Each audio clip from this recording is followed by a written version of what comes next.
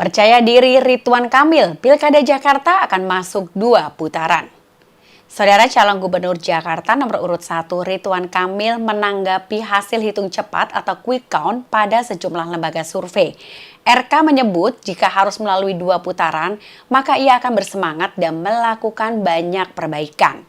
Hal ini disampaikan RK usai melihat hasil hitung cepat atau quick count dari sejumlah lembaga survei.